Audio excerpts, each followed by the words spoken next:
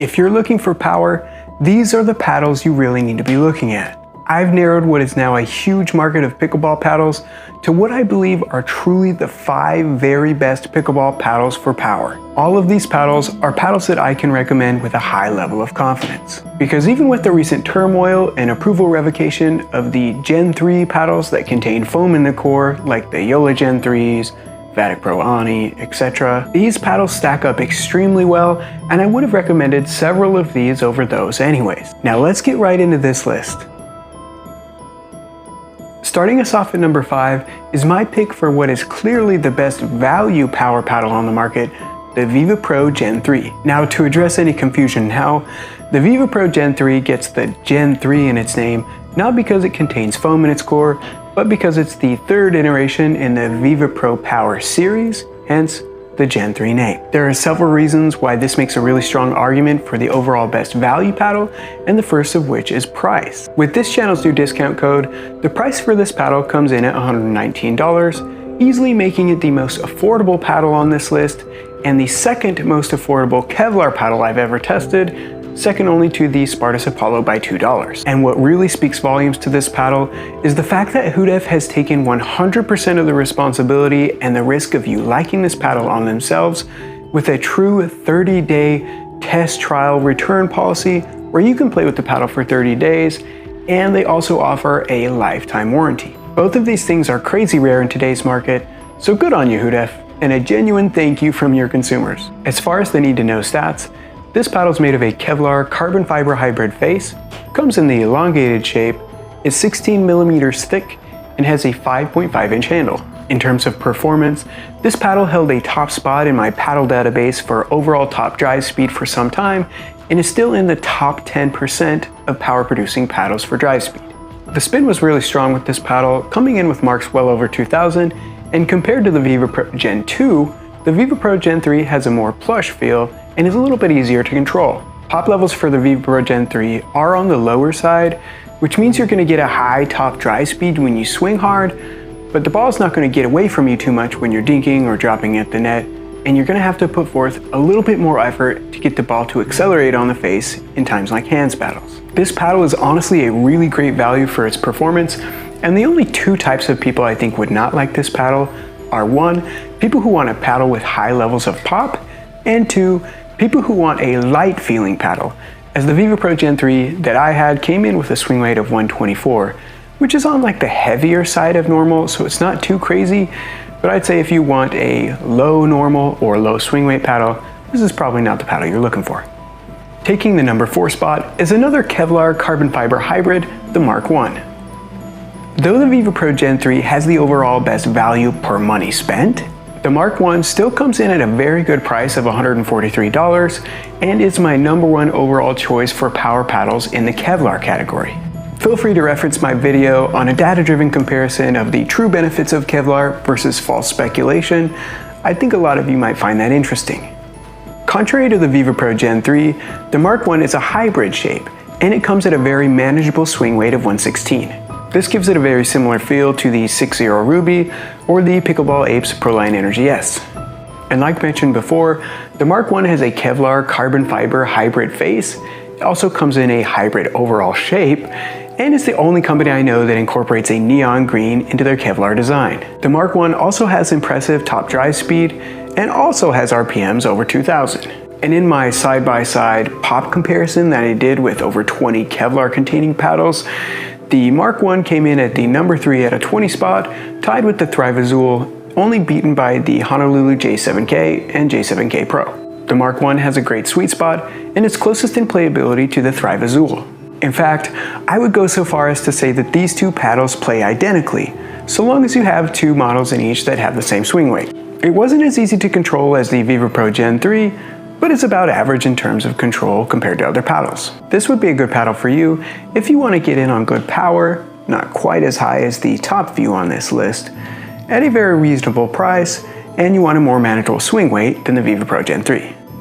Coming in at our 3rd spot is the Engage Pursuit Pro series.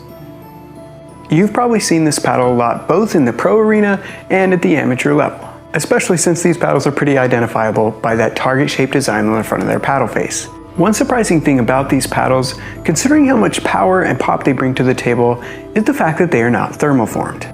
This seems they've somehow maintained or gained that dual benefit of that more plush feel of these Gen 1 paddles, but bring that power to the table typically associated with thermoformed paddles.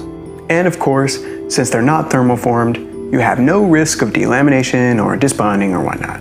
This paddle series does bring a lot of good variability and options to the market, but it can be confusing, so here's what you need to know to navigate them. Any paddle with EX in the name is standard shaped, and a paddle with an MX in the name is elongated. The models that say 6.0 indicate a 16mm paddle, and if it doesn't say 6.0, it's a 13mm paddle. And the new Pro 1 paddles are also elongated, but they have those rounded top corners. In general, all the paddles in these series spin very, very well and hit harder than most other paddles. This is one of the very, very few paddles over $200 that I recommend, and I don't take that lightly. As you may have gathered, I really value when companies back the life of their paddles for extended times. And the lifetime warranty associated with Engage paddles is renowned for being honored when needed, which means when you buy one paddle from Engage, you buy a paddle for life. Engage is going through some business model adjustments and evaluations, so the future of discount codes in this company is a little unsure at this point. But for now, I'll put my personal link in the description below, and when coupled with the 20 Dustin code, it'll get you 20% off, and as changes develop, I'll update them there. Okay, so let's look at some of these specific paddles. If you just want some awesome hit like a truck power, the Pursuit Pro MX 6.0 is going to be your paddle. The high speed of this paddle combined with its high spin rates make drives and put-aways deadly. The 16mm thickness of this paddle particularly gives it a high dwell time where it really grabs the ball and then launches it, which imparts great spin and recoils with strong pop. One complaint about the Pursuit Pro MX 6.0 is that it can be a touch heavy, so if you would get tennis elbow or you need a lighter paddle, I would say order the light version of this paddle or pick one of the other ones altogether. The Pursuit Pro MX is the 13mm version of this paddle, which has a much more manageable swing weight. It has a slightly lower drive speed than the 16mm version, but the thinner core really makes that recoil, that pop, accelerate faster, which is noticed on speed ups and counters. This is probably the most poppy of the Pursuit Pro series, so if you like high levels of pop, go with this one. The new Pursuit Pro 1 6.0, in my opinion, is kind of the best of both worlds. This paddle's still elongated, but it has those rounded top corners, and this somehow drastically reduces the swing weight of this model when compared to both of the previous models, and it's very quick in the hands. And though its power and drive level is a little bit lower than the other two models, I think it still hits really hard, and it's probably harder hitting than about 85% of the market. I wasn't a giant fan of the non-6.0 Pro 1, if I'm being honest. It was lightning fast in the hands, but I think the thinner core and the top rounded corners just restricted the sweet spot a little bit too much for me, and I preferred the 6.0 version. I went back and forth deciding if I should put this series at number 2 or number 3 or number 2, but really the determining factor was just the runaway power of the number 2 paddle on this list. Taking our number 2 spot is the Gearbox Pro Power Elongated. Truly the power of this paddle is unmatched and is standing the test of time. This paddle tops the charts for drive speed, and man, the ball just really accelerates off its face. There's really no other power that can just solidly guarantee winners off overhits like this one, and I can guarantee you that anyone on the receiving end of this paddle's drives does not like being there. I was actually a little bit impressed with the controllability of this paddle, as when you swing slowly, the ball doesn't accelerate off the face quite as hard, but when you increase your swing speed, the ball kind of exponentially launches off the face to really capture that speed and power that it's known for. But if you do grip the handle tightly, like if you're in a tight spot, if you're trying to dig the ball up or something, it does engage that core and the ball will come off the face hot. With that being said, there are 2 reasons why I didn't put this paddle at number 1. The first of which is price, with this paddle coming in at $275. And Gearbox does not do discount codes, so I'm sorry I couldn't get you one. But if you do decide to get one, if you order through the link in the description below, it does give this channel a small commission, which keeps us afloat and is greatly appreciated. Would consumers pay $275 to get what they think is the hottest hitting paddle? Yes, I think they've proven they would, but this is a serious thing to consider. My second reservation was spin, as I didn't feel the PPE was easy to impart spin with. During testing, RPMs came back good, but they didn't quite reach that highest tier of paddle RPMs measured. And like I said, it was harder for me to engage the spin during gameplay, which made it hard to access the power that this paddle had while keeping it in the court at the same time. So if you want the absolute highest level of power, this paddle is it. But you need to consider price, and you have to be able to be really good at imparting spin. This brings me to my top overall pick for best pickleball paddle for power, and that's the Paddletek Bantam TKO series. While numbers 2 and 3 were a little bit fluid on this list, picking these paddles as number 1 was actually pretty easy. I've been recommending these paddles as my top choice for power paddles even before the Gen 3 paddles were delisted. All 4 paddles in this series were very strong in pop, power, and spin. And not only that, they cut off about a third of the price of the Gearbox PPE, coming in at $206 when ordered through the link in the description with an embedded 10% off code. Like the Engage Pursuit Pro series, this series has a few options in it, so to keep them straight, all 4 paddles in this series are elongated, and the paddles with the TKO-C have a 5.25 inch handle. The paddles with the TKO-CX, X for extended, have a 5.75 inch handle and a slightly shorter paddle face. And they also literally list 12.7 or 14.3 for millimeter thickness in the name, which is pretty nice.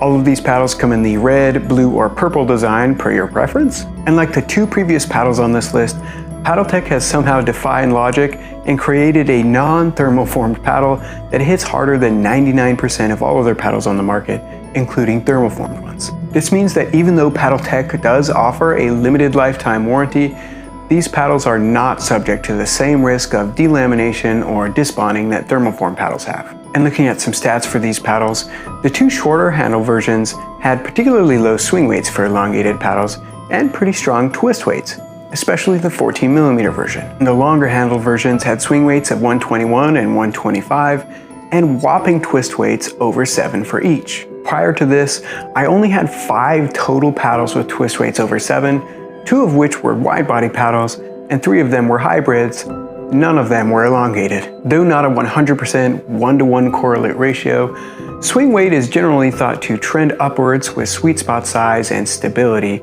The higher the swing weight, the more stable and more generous a sweet spot is. And what I can say when playing with these Bantam TKO paddles is I really didn't notice myself hitting off the sweet spot very much, which is saying something considering these are elongated shaped. Like mentioned before, the power of these paddles is very impressive, falling just shy of the highest miles per hour markings. The pop for these paddles was strong and swift, giving the ball a great acceleration off the paddle face. So when it came to things like hands battles, these paddles gave me a ton of confidence. Things like counters and speed ups were incredibly satisfying. The spin of these paddles is also very remarkable, and unlike the Gearbox PPE, it was very noticeable and a regular part of gameplay. And I will say that as a person who typically plays with control or more all-court type paddles, I didn't feel like these paddles were super easy to control. I didn't feel quite as punished as I did with the Gearbox PPE or the Gen 3 foam-containing paddles when I played more stiffly or had jerky motions, but I certainly needed to make a conscious effort to tone it down for control in the soft game, and I did end up preferring the 14.3mm versions for their improved forgiveness relative to the 12.7 versions. Overall, I think the Bantam TKO series makes a really strong argument for this #1 series. I like that these are paddles that I can recommend with good confidence and low risk for the buyer in terms of performance and durability. So if you're looking for what I truly believe to be the best overall power paddle on the market, any paddle in this series is gonna be what you want. And there you have it. Those are my top 5 picks for best pickleball paddles for power. I hope this review was helpful, and if it was, hit that subscribe button and I'll catch you here for the next one.